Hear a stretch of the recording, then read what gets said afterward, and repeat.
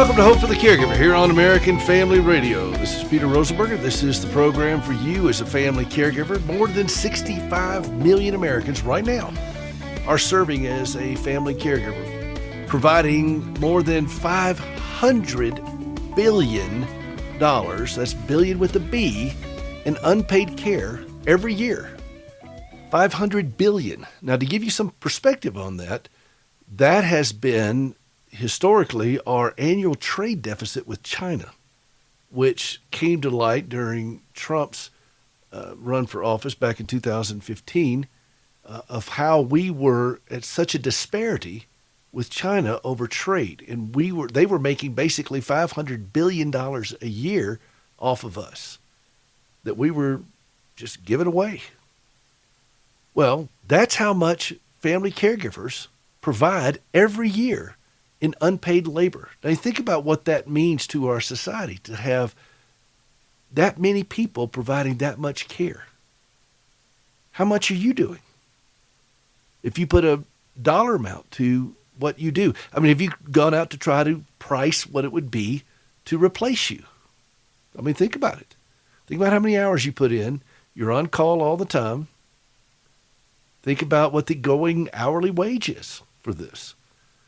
And that's the reality of our country right now with family caregivers.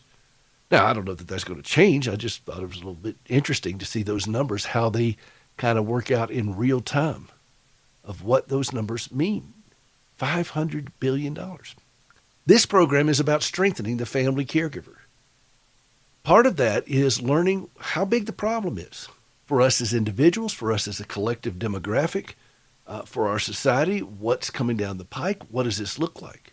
And there are a lot of things that people are throwing into this hopper based upon those numbers that I just gave you, based upon the population that is doing this. And they're seeing a disparity on how much is being spent, physical and fiscal resources, on people with disabilities, the elderly and so forth. And I don't know if you've seen this or not, but there are quite a few articles written in that vein, commentaries by people who advocate for spending less on the aging, less on the disabled. You saw the thing in Canada recently in the news that she was a paraplegic athlete and she was looking for a wheelchair lift, hoist at home, and they gave her a do-it-yourself suicide kit. That's what they offered her. Don't take my word for it. Go look it up. That's not going to be the last time we see something like this. It is much easier for a society that doesn't value life to go ahead and end life that is very cost prohibitive. And cost prohibitive could be dollars, or it could be people that just don't want to do this anymore. They don't want to take care of somebody anymore, and it's cramping their lifestyle. And you think, well, Peter, that could never happen. Well, yeah, it is happening. And you're seeing it more and more. Dark thoughts enter a caregiver's head when they are pressed on all sides. And I've written many commentaries about it. I've seen this. I've seen this with families who reach their breaking point, and I've seen this with couples who have one person is taking care of another one. There's a bad diagnosis for the caregiver. They don't know what to do. So they opt for murder-suicide. Go look it up. Don't take my word for it. Just look it up. And you'll see that this is happening around us. Well, why is this happening? Yes, it's stressful. Yes, it's hard. But why is it happening? Well, do we have a society that promotes life? I mean, would you say that the United States of America is a life-affirming society? If you say that, what evidence do you back that claim upon? Because I'm seeing an increasing shift towards devaluing life. Now, this is not new. Francis Schaeffer and C. Everett Koop covered this back in the 70s. C. Everett Koop used to be the Surgeon General of the country. And he and Francis Schaeffer did a whole series of, whatever happened to the human race. But when Roe versus Wade came down and abortion became legal in this country, it set in motion a series of philosophical approaches to the way we view life in this country and worldwide. And it certainly wasn't lining up with a biblical worldview. When you can kill a baby in the womb, what's keeping you from killing an aging person with Alzheimer's? Or as Canada just did, a paraplegic, offer them a home suicide kit. It's not just that they offered them, they had them available. It was readily at their fingertips. It's not something they had to go, let me see if I got something in the back room kind of stuff that can help you. No, hey, we got one of these. You know, that's the kind of thing that's happening. If you don't believe me, go Google it. Go look it up. And you're going to see more and more of this because the federal government is $31 trillion in debt. The cost of caring for people is astronomical. Again, 65 million caregivers roughly in this country providing $500 billion in unpaid care every year. Every year. So how do you prepare for this? How do we deal with this as caregivers? How much does it cost you to do this? How much do you have to pay somebody to do this? How much are you worth when you do it? What is, if you had to be replaced, how would you do all these things? What's the math? And these are important questions that we have to ask ourselves and deal with. But the first question we have to deal with is life. A biblical worldview of this. What does God have to say about this? What does God have to say about life? Why are we throwing these vast resources at individuals who may not make it? Or as society may look at them and say they're not contributing to society. Are we going to take society's worldview or are we going to take God's worldview? Actually, I don't even want a worldview. I want a biblical view. What does Scripture say?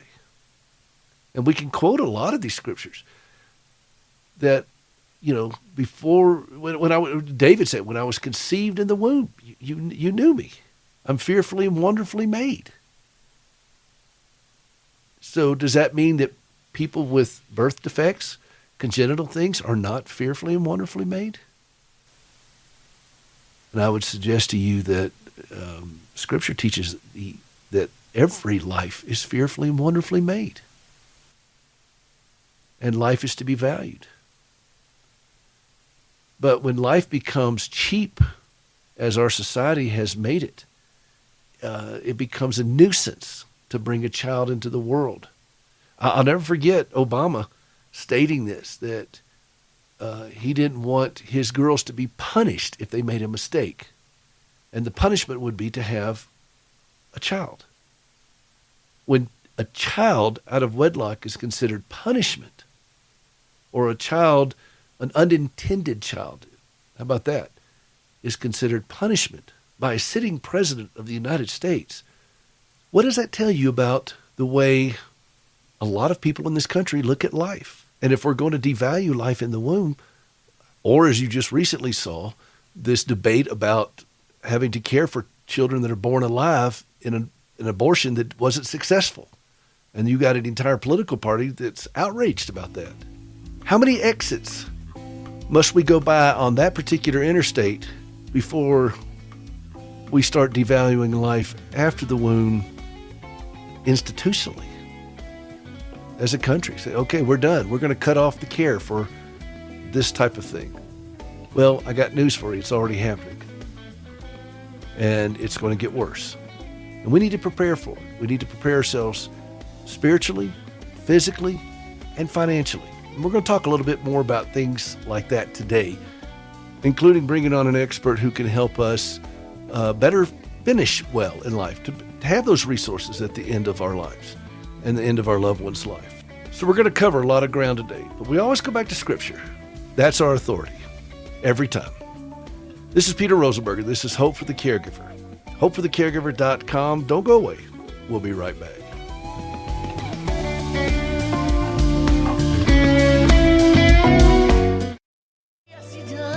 Welcome back to Hope for the Caregiver here on American Family Radio. This is Peter Rosenberger. This is the program for you as a family caregiver, and he does know the plans that he has for you, and that is my wife, Gracie, from her CD, Resilient.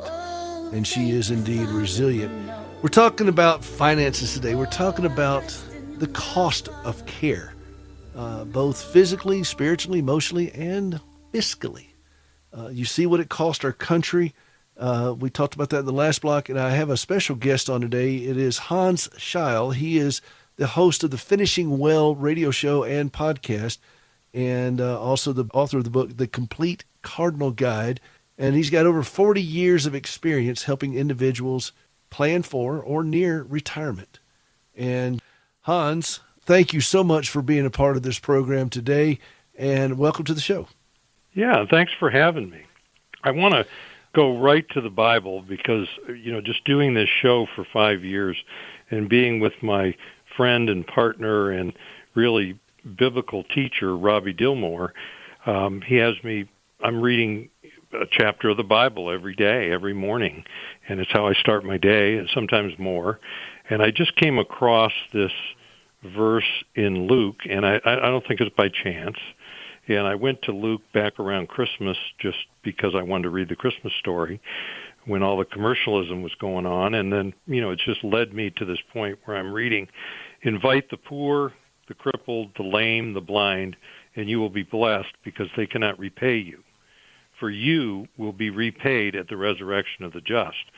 And so I think what Jesus is telling us here is that we're to care for the poor, the crippled, the lame, the blind, and we're supposed to invite them to our feast and give things to them, do things for them. And where this speaks real specially to me is I have all kinds of people calling me from all over the country, and I stop and I take the time to help them.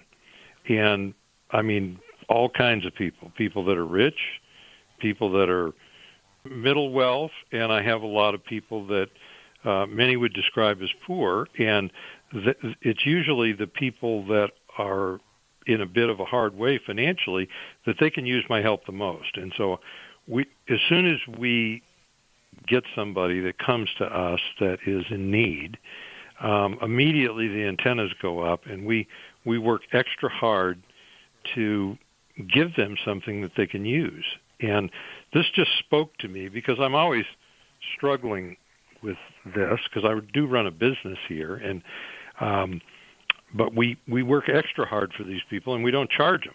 So, I'm talking about people that maybe have $70,000 in their IRA, and that's all the money they have in the world, and they've just let it sit there, and now they're facing minimum distributions. I might even be talking to the daughter, and the daughter who's looking after the mother, and they need to take some money out of this thing, and they really need some help doing it, and I'm there to help. And this verse just gave me some real strength coming straight from God that these are exactly who I'm supposed to be helping. Well, and Luke 14 is where that is, and that is a fabulous scripture, and it gives the mandate of who we are as believers. To go out to the highways and the byways and to reach these folks. And Jesus said very clearly, sick, naked, hungry, thirsty, prison, these are things he's looking for, is to help others do this. And this audience is filled with caregivers who are putting themselves between a chronically impaired loved one and even worse disaster. And the financial toll it takes on them is substantial. I know, I've been doing it now 37 years. And I look at people with $70,000 in their IRA with envy, because sure. I've had a long journey with Gracie, and she's all my money is in Gracie. she has quite a journey here. So I wanted you to kind of share some things about what are some common mistakes that people make in this journey that you see, and then let's talk about ways that you help kind of redirect them out of that. Well, the first one that I see is the spouse, as you are, taking care of the loved one, the other spouse, or their wife or husband, and letting themselves get so run down that they end up sick themselves. And I'm sure that that's not what you brought me on, is to talk about that. I'm sure during your discussions, you give people a lot of help and advice on that about taking care of themselves. But I would just put that, from my perspective, as the biggest mistake that people make. And sometimes they make it just because they don't have any other choice. So I'm going to take them off the hook a little bit here. But when we get it to financially, what is the biggest mistake that caregivers make with their money is, number one, is avoiding and not the purchase of long-term care insurance themselves. I mean, it just, that should be, if they don't have it for the person who is ill, and then they've just discovered this, and now they're in the caregiver position, they absolutely need to buy some long-term care insurance or something, some type of solution, and do some planning. So when they end up sick, they're not going to have a healthy spouse to take care of them. So I would put that down as number two. How do you distinguish between what's a good long-term care policy to get? What are some warning flags that we should, some red flags that we should be aware of when we go out to purchase these things? What are some guidelines that we need to keep in mind? Well, what I say, there's 4 different categories of long-term care insurance or long-term care planning. And why don't I go over those first? I mean, you've got short-term care, you've got traditional long-term care insurance, which is, I think you were referring to, and I was referring to earlier. That's number 2. Number 3 is going to be this hybrid life long-term care insurance, where there's the mixing of a life insurance policy and a long-term care policy in such a way that if you don't use it for long-term care, it pays off to your heirs after you die in terms of a life insurance benefit. And the 4th category is self-insurance. And you say, well, that doesn't sound like insurance. Well, self-insurance is where about 85% of the country is right now, and they're there by default. So, meaning they just said, I'm not going to do that. I'll just take care of that myself. I'll just pay for it if it happens. And so they're on self-insurance, and they're there by default. And what I'm speaking of is self-insurance by design. So, and that's really what I end up doing with a lot of people who can't qualify for the other kinds of insurance because of their health. Then we're going to sit down and put together a plan. Well, what are we actually going to do if you need care? I mean, what's the plan? And that's what self-insurance by design is. So there's 4 kinds. And right. I want to answer your question of what should people be on the lookout for. Well, the first thing I'm looking out for is, do the person see the need? Because I think you asked the question in the vein, they already see the need, they know they have the need, and I'm going to get to a couple other things here, and I think we're getting a little ahead of ourselves, assuming people are actually going out and looking for long-term care policies. That's true. I don't really think that's the case. Well, okay. I think you're right. I think that you've got to figure out, you've got to come to that point where you realize this is not going to end anytime soon, and it's probably not going to end in a way that I would like it to. So how do I prepare for this and be a good steward of me and our resources to the best of our abilities? And that's the first question we as caregivers have to ask, because particularly when you have families of special needs children, because the moment you get that diagnosis, that child may outlive you. I mean, you have family members with children with autism. I'm seeing a lot of this. Well, the child is not terminal. And I've got a very close friend of mine whose son now is in his 40s and he has Down syndrome. Well, my friend is in his 70s. And it used to be that Down syndrome children didn't live that long. Well, now they're living a lot longer. And now he's thinking that this child is going to outlive him. So these are hard moments of realization that caregivers are coming to. They're the big obstacles in their path. And so that reckoning of, okay, we're going to have to make a decision here is the first step. You're right. And people aren't going out looking. They're kind of pushing this off way out into the future, but it needs to be right around the kitchen table today. Is what I hear you say. Yeah. So that's the first thing I'm going to look for is, is it just like the recognition of the problem and the interest in solving it, and we're going to spend some time there first. Then the next place, or while I'm doing that, we got to look at the resources. So when you're thinking about going out and looking for a long-term care policy, maybe I get them to that. How are you going to pay for this thing? And that's where we really get into the four categories that I talked about, is, because you can buy traditional long-term care insurance and you can just pay for that by the month or by the year. And it's not cheap. We can talk about some general premiums in a second, but it's the place that people that don't have resources or money in the bank or money in an IRA, money in a 401k, in CDs, in something that they can put toward this problem, then we're going to look at traditional long-term care insurance. If people do have resources and they've got assets, well, we can't take all of them and throw them at this problem, but we can. That's what's going to happen if they actually get sick and need care. All their assets are going to get thrown at it, but perhaps we can take a piece of them and buy one of these hybrid life long-term care policies, either IRA money or just regular money that you've already paid taxes on, and we can pay for this stuff with one premium. So, or a combination of the two. I have some people that will buy half their policy with a single premium, and then they'll buy a traditional long-term care policy to go along with it. So they pay as you go and pay all up front. I mean, there's endless combinations. And I think that the short-term care is something that really doesn't get talked about. It's available in 39 states. I mean, there's a few states like California, New York, Florida, that don't allow insurance companies to sell these short-term care policies, but 39 states have it.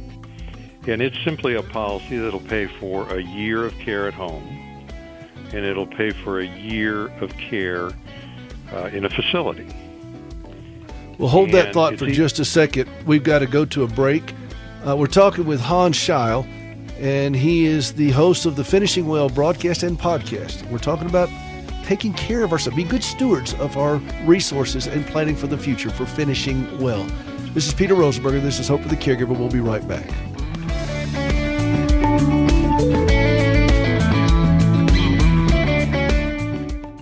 We are talking with Hans Scheil. He is the author of The Complete Cardinal Guide.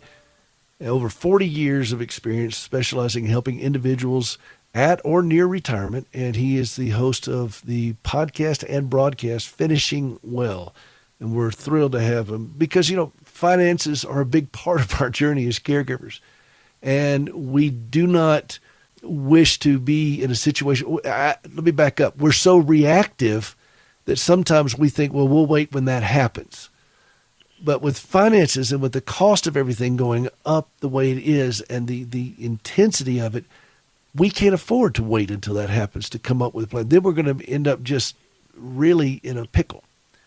And Hans has spent a lifetime helping people avoid that and redirecting out of that. So we're talking about the first thing you talk about is long-term care insurance, short-term care policies, if they're available in your state, some types of life insurance, some policies that you can have to shore up this very vulnerable area of our life. So, Hans, it's great to have you here. Continue on with what you're talking about as we start to look. We don't want to get ourselves in a situation where we're insurance poor, but at the same time, we don't want to be destitute when the unthinkable happens.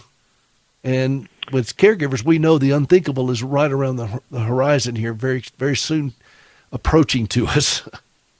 Well, I'm going to just mention when you're starting to shop for this stuff or you're looking for it, I'm going to recommend that you shop for the person to help you with it more than you do the shop for the policy or the company behind it.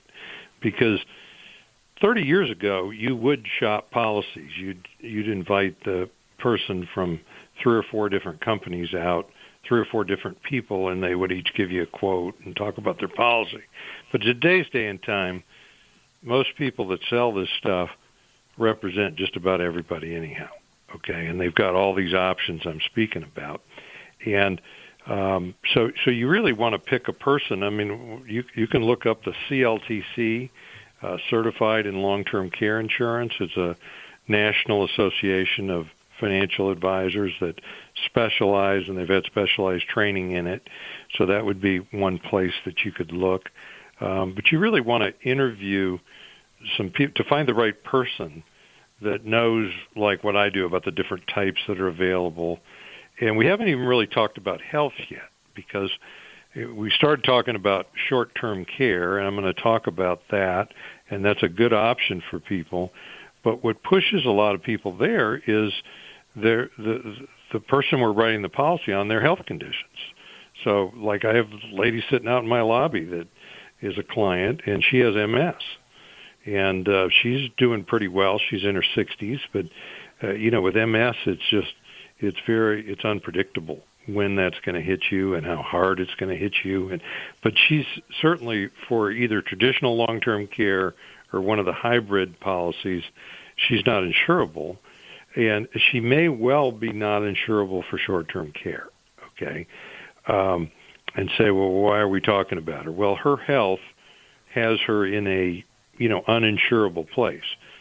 Now, there's a whole lot of people. We have people get declined for hybrid long-term care. They're ready to put up a whole bunch of single premium, and we write a couple, and then one of them just gets turned down because of something like osteoporosis, something like that. And so we're able to go back in and put a short-term care policy on that person. And I'm thinking, for a lot of you caregivers out there, you may have health conditions yourself that prevent you from buying traditional long-term care, but I'll bet there's a chance you can get this short-term care. And it's pretty simple. It's going to provide 1 year in a facility. It's up to like $400 a day you can buy.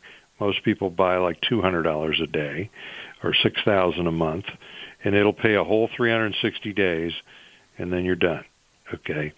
And then for home health care, it pays $1,200 a week as an indemnity benefit, and then you can pick your caregivers.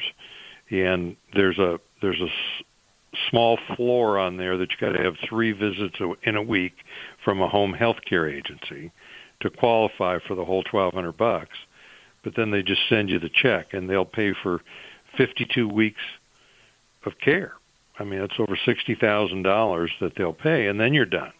So it certainly doesn't provide the several years care that a traditional care policy does, but it doesn't cost as much, and it's easier from a health standpoint to qualify for. That make sense? It does make sense. It makes a lot of sense. And when you start thinking about how much the hourly rate is for caregivers to come into your home, that $1,200 gets eaten up pretty quick per week. And so that seems to be a very attractive path for a lot of caregivers right now, that short term, if you're able to squeeze that out. In fact, that's something I think I may look at for myself. I've got several things going on, but I live with a very volatile situation that, I often tell myself and my fellow caregivers, sometimes we caregivers are one sprained ankle away from this thing turning into a Greek tragedy. Because what happens when we go down? I mean, a lot of times when people start needing home health care, they don't need it 12 hours a day or 24 hours a day. I mean, there's a lot of people that, 4 to 6 hours, 2 to 4 to 6 hours, several days a week can get them along for a while. And the whole idea behind short-term care is I use this with a lot of people that have picked that self-insurance route. And I'm saying, okay, so you've decided not to buy this insurance and just take this risk on yourself. And if you've ever sat down and tried to talk an 85-year-old man or 85-year-old woman that has money into spending some of it on care, you probably have tried to do that, Peter, and you know what I'm talking about. I do. That's not an easy sale. And I tell people that at 60 years old, that it would be good for you to buy this policy, and that way your family is going to be able to call somebody up and get them in there, and they're going to have a year to figure out what they're going to do next and how they're going to spend your money. Well, and I've got some friends of mine right now out here his aging mother, and it's costing quite a bit of money for her. And then they're thinking, okay, what's going to be left over for us? Because they're both in their 50s. And so they're in that spot. So I'm going to be making sure they hear this conversation with you today, Hans, because I think this is what we need, is that clear direction. Okay, here's some options.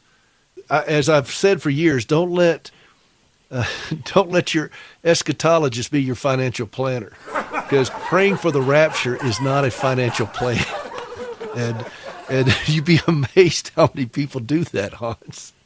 And so I'm trying to redirect a little bit and say, okay, let's be a little bit better stewards. How about that? So go to the next one here. And you're shopping for the person, not necessarily the company or that particular policy. You're looking for a financial planner. What are some things you want, besides going out to that place that you mentioned, the national organization, and so forth? If you just Google CLTC, they'll come up, and it's a certification for long-term care. And they just put your zip code in there, and they'll just give you a list of people who have been through a training, and they hold themselves out as people experienced. I mean, don't just go with the first one, but that'd give you a good place to start of people that are actually in this business, like me. What kind of question would you ask if I was interviewing a financial planner like this, and I got their name from this organization, and I told them, I said, I'm looking to do this. What kind of question would you ask to kind of get a feel for who they are and what they can bring to the table? Well, I think to go into my first questions that I'm going to ask the consumer calling me is maybe, why do I need this? Tell me why I need long-term care. I mean, if you're the consumer calling in, because you're just setting them up to explain to you maybe what you already know, but you can just play devil's advocate for a second. So I'd start there, and then I'd be looking at what are the questions that they're asking you. I mean, it's just that they need to find out about your resources, and you need to be ready to share that with them, is how much you got bringing in by the month, whether there's discretionary money, whether you have money in your IRA or 401k, whether you've got other money or assets, which are certainly at risk if you're needing care in the future, but you're wanting them to ask you about that, or you need to be prepared to share that, because that's the first place how are you going to pay for this thing? And then we need to get into, which I think you've been on since the beginning, is when we start vetting the particular policies, we need to know how long is the elimination period. I mean, which is like a deductible. I mean, if I get sick and need care, how long am I going to have to wait before I can collect something out of this policy? How much is the daily amount? Does it pay equally for home health care as well as assisted living, as well as a nursing home? How many years is care covered, or what's the overall maximum on the policy? Is there inflation? Because it's fine to talk about it in 2023. What's this stuff going to cost in 2040? And is this policy that you recommend going to be sufficient to cover it then? Have you thought about that? What are the health qualifications of the various policies?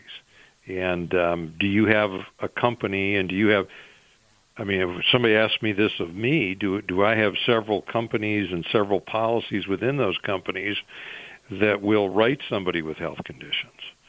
And, the answer to that with us is yes. And you would want whoever you're doing business with to have a lot of options. Like the lady that has MS, we have something for her. It's not simple, but we've got a solution for her. If I'm interviewing this individual to see if they can meet my needs, what are some red flags that maybe I need to move to the next individual when I hear them saying certain things? What would you say? Okay, because a lot of people don't know anything. They've never even talked to a financial planner. So how do you know if you got one that's going to be somebody you can rely on? What are some red flags that come up in the conversation? These are things I'd like for you to address in our last segment, if you don't mind. Can you hang around for one more segment? Yeah, I can. I'll be glad to. All right, hang on just 1 minute. This is Peter Rosenberger. We're talking with Hans Scheil. He is the host of the Finishing Well podcast and radio show. And you can go to cardinalguide.com, cardinalguide.com. And we'll be right back. This is Hope for the Caregiver. We'll be right back. Welcome back to Hope for the Caregiver. This is Peter Rosenberg. The joy of the Lord is my strength. That is Russ Taff and my wife, Gracie. And that's the underlying foundation of this. We don't need to be afraid.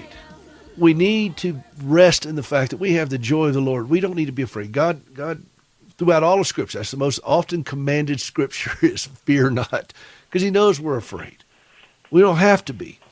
And there's wisdom in a multitude of counselors. So we could even be joyful. That doesn't mean we're happy and giddy. That just means we're joyful, knowing that we have a sovereign Savior. But when we seek out strong biblical counsel to say, how do we make these decisions? And we're talking about finances. This is where people get nervous when they talk about this, because things can get out of hand really quick. That's why I invited Hans on the program today. Hans Scheil, author of the book, The Cardinal Advisor, The Complete Cardinal Guide, and Cardinal Advisor, cardinalguide.com is his website, and he is the host of the Finishing Well broadcast and podcast. And I think you would find that he brings not only great financial insight, but he brings great biblical insight. And that's how we can do this joyfully, not fearfully. And when we went to the break, I left you on a little bit of a cliffhanger of, okay, Hans has recommended we go out and not shop the product, but shop the advisor. And I think that's great wisdom. How do we know if we're getting in with somebody who may not be the right fit for us, or what are some of the warning things, or what are some things that we think maybe we need to go to the next one? So if you wouldn't mind just tackling that a little bit, Hans.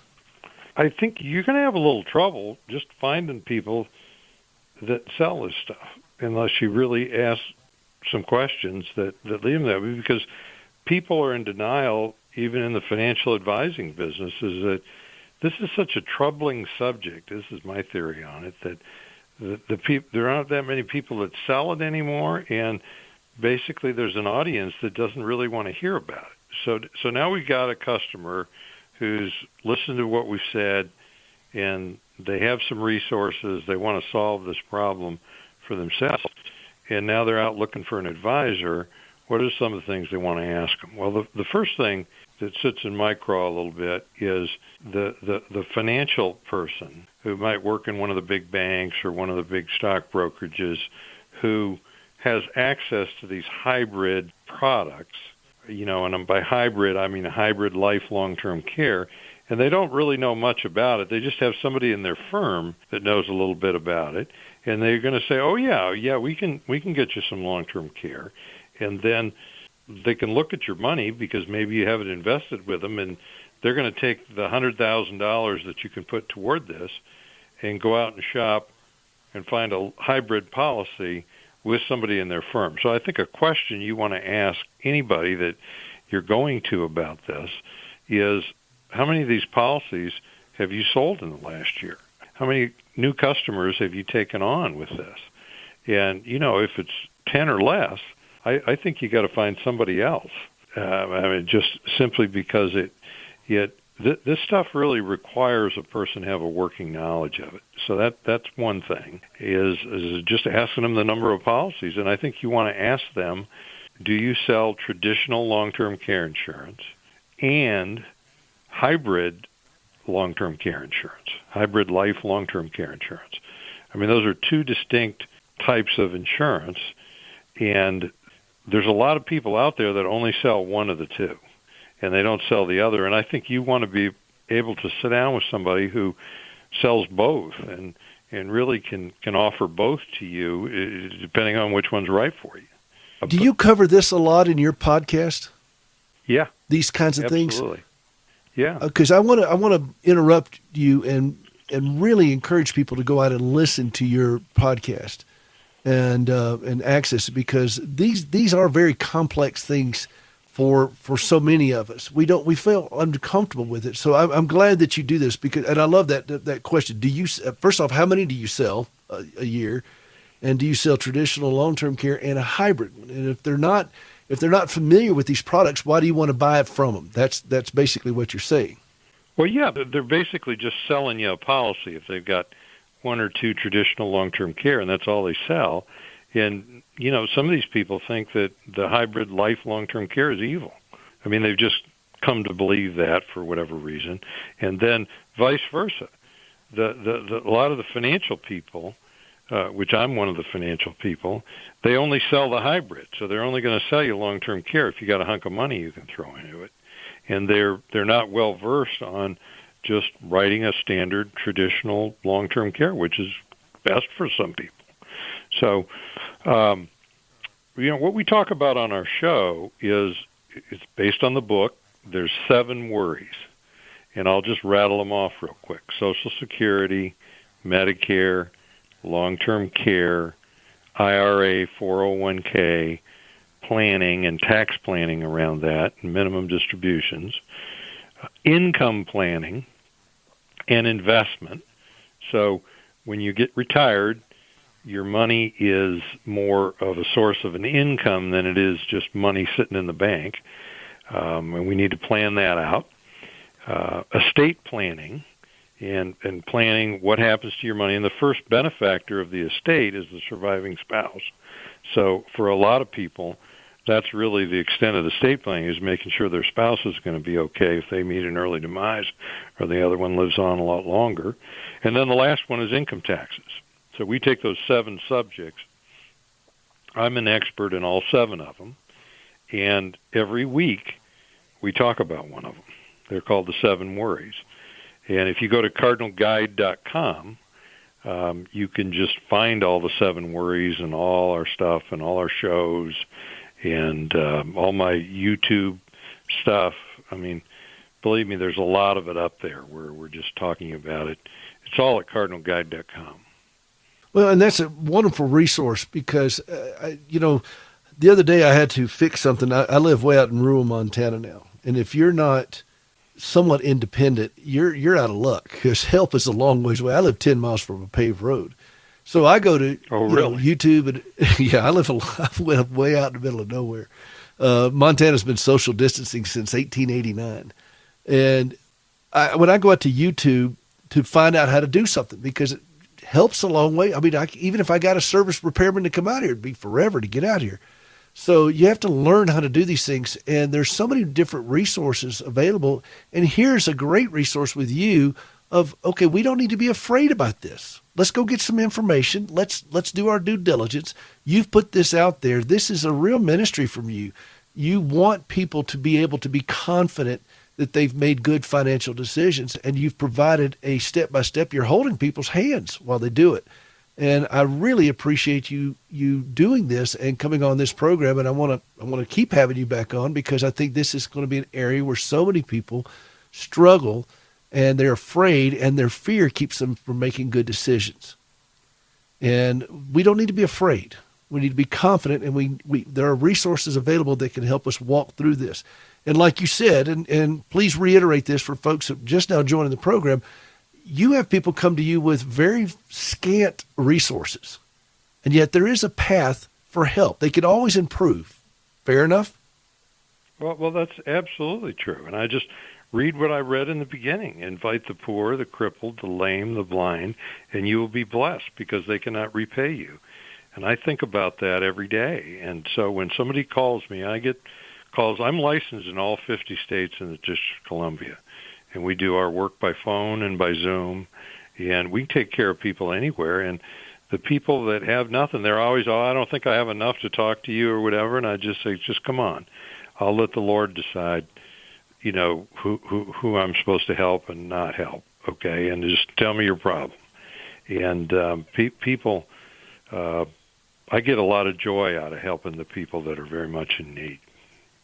I love that. I'll let the Lord decide. You just come on. That's what we need, and we need more of this of what you're doing here in our country.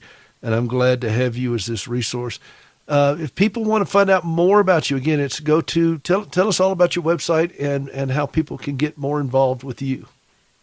Yeah, it's two words smashed together. Cardinal Guide, GUIDE.com, cardinalguide.com, and you get there and it's just got the 7 Worries tab, and it's got all our radio shows, all my YouTube shows. You can go on YouTube and you can just type Cardinal Advisors, and that's ORS, ADVISORS.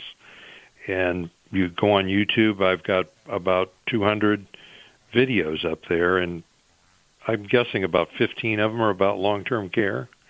So all the things we talked about today, it's all in videos, and pretty easy to find. And that's why I don't really talk about myself too much on the radio or the videos, because I'm just figuring I'm a pretty easy guy to find. I mean, you just go into Google and you type Hans Scheil, Scheil. You just put that in Google, and you're just going to get pages of hits on me, and they all lead you to the same place. So, well, I'm grateful to know you and to learn more about this. I want to have you back on so that people can have a sense of confidence when they approach this. There is no need for us to bow out of having good financial planning. As caregivers, we see firsthand how much more can we take a hit. And there's no need for us to do this to ourselves. I have to make these decisions, still having to make these decisions. And I've had to adjust, and I've had to go sit down and have a humbling conversation over my meager resources with professionals. But you know what? That's part of it. And sure we have a Heavenly Father who does not have meager resources. So let's seek the advice and counsel of solid biblical men and women who can help us on that path to financial healthiness. Healthy caregivers make better caregivers. Hans, thank you so much for being a part of this program today, and I'm going to have you back on, okay? Okay, thank you, and God bless you. You too. This is Peter Rosenberger, hopeforthecaregiver.com. We'll see you next time.